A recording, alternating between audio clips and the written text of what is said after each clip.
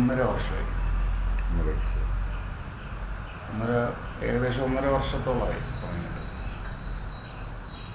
എന്തൊക്കെ ചെയ്തു ചികിത്സ എന്ന് വെച്ചാൽ നമ്മൾ പിന്നെ ന്യൂറോളജിയെ കണ്ടു, പിന്നെ അല്ലാതെ ENT 2-3 ഡോക്ടറെ കണ്ടു. ഒരു രക്ഷയില്ല. അവരെന്താ പറഞ്ഞു? അവർ ഗുളിക തരും. ഗുളിക തരുമ്പോൾ ഒരു താൽക്കാലികമായിട്ടുള്ളൊരു ആശ്വാസം വരും, പിന്നെ വീണ്ടും ഇതിൻ്റെ ഡബിള് ഇരട്ടിയായിട്ട് വർദ്ധിക്കുക സംഭവം. അപ്പോൾ പിന്നെ വേറെ ഡോക്ടറെ കണ്ടു. അപ്പോൾ അദ്ദേഹം മരുന്ന് തന്ന് കുറച്ച് ദിവസം കഴിയും ഇതിൻ്റെ ഡബിളായിട്ട് വരിക. പിന്നെ ഒരു ലേഡി ഡോക്ടറെ കണ്ടു. 3-4 പേരെ അടുപ്പിച്ച് കണ്ടു. ഒരു 1.5 വർഷമായിട്ട് ഞാൻ ഈ കാണാത്ത ഡോക്ടർമാരില്ല. ന്യൂറോയെ വരെ കണ്ടു. എന്നിട്ടും ഒരു രക്ഷയില്ല. ജോലിക്ക് പോകാൻ പറ്റാറ് ബുദ്ധിമുട്ടുണ്ട്. വളരെ ബുദ്ധിമുട്ടാണ്. കാര്യം എന്ന് വെച്ചാൽ ഈ ഒരു അവസ്ഥ എന്ന് പറയാൻ നമുക്ക് ഈ സാറ് പറഞ്ഞ കണക്ക് നമുക്ക് ഒരാൾക്ക് വന്ന ആളിനെ ഇത് അറിയാൻ പറ്റത്തുള്ളൂ. അതിൻ്റെ ഒരു ഗൗരവം എങ്ങനെയാണ്, ഇതിൻ്റെ ഒരു പൊതുവേ നമ്മൾ പറഞ്ഞാൽ ആളുകൾക്ക് മനസ്സിലാവത്തില്ല. നമുക്ക് ഇങ്ങനെ അസുഖം ഉണ്ടെന്ന് പറഞ്ഞാൽ അത് തോന്നലാണ്. ഒന്നെങ്കിൽ പറയും തോന്നില്ലാന്ന് പറയും, അല്ലെങ്കിൽ പറയും അത് അവന് എന്തെങ്കിലും ഒരു വേറെ വല്ല പ്രശ്നത്തിൻ്റെ ആയിരിക്കും, എന്തെങ്കിലും ഒരു പ്രശ്നത്തിൻ്റെ ആയിരിക്കും എന്ന് വിചാരിച്ചിട്ട് അങ്ങനെ നമ്മളങ്ങോട്ട് പറയുന്ന ജനങ്ങളങ്ങോട്ട് ഉൾക്കൊള്ളത്തില്ല. അതാണ് മെയിൻ ഇതിനകത്തുള്ള പ്രശ്നം. നമുക്ക് ഇങ്ങനൊരു അസുഖം ഉണ്ടെന്നുള്ളത് പൊതുവേ നമ്മൾ ജസ്റ്റ് ഒന്ന് കണ്ടു കഴിഞ്ഞാൽ നമ്മളെ തോന്നത്തില്ല.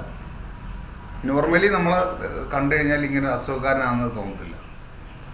പക്ഷെ ഇത് അനുഭവിക്കുന്നവന് സാറേ കിടക്കാനും വയ്യ, ഇരിക്കാനും വയ്യ, നിൽക്കാനും വയ്യ. എൻ്റെ പൊന്നു സാറേ, അല്ലാത്ത ഒരു രക്ഷാമാർഗമില്ല.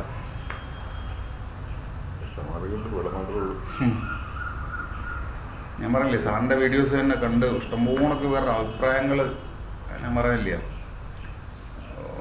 നേരത്തെ പറഞ്ഞ കണക്ക് 100 ആക്റ്റീവ് ഇറങ്ങിയപ്പോഴാണ് അത് വിജയിച്ചെന്ന് അറിഞ്ഞപ്പോൾ ജനങ്ങൾ അത് ഏറ്റെടുത്ത് വീണ്ടും ഇഷ്ടംപോണൊക്കെ ആക്റ്റീവ് ഇറങ്ങി എന്ന് പറയണത്. സാറിൻ്റെ അഭിപ്രായങ്ങൾ ഇങ്ങനെ കേട്ട് പിന്നെ തുടർച്ചയായിട്ട് നമ്മൾ യൂട്യൂബിൽ സെർച്ച് ചെയ്തപ്പോഴും സാറ് ചികിത്സിച്ച് ഭേദമാക്കിയവരുടെ റിസൾട്ടുകളാണ് ഇങ്ങനെ വരുന്നത്.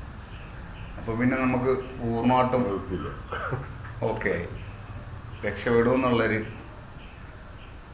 അതാണ് സാറേ രാവിലെ തന്നെ ഇവിടെ എത്തിയത്.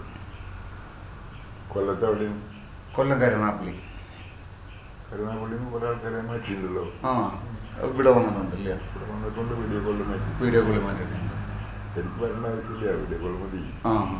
അല്ലേ, നല്ല സാറിനെ ഒന്ന് കാണാം, ഇതിൻ്റെ ഒന്ന് കറക്റ്റായിട്ടുള്ള കാര്യങ്ങൾ അറിയാമല്ലോ എന്ന് വിചാരിച്ചിട്ട്.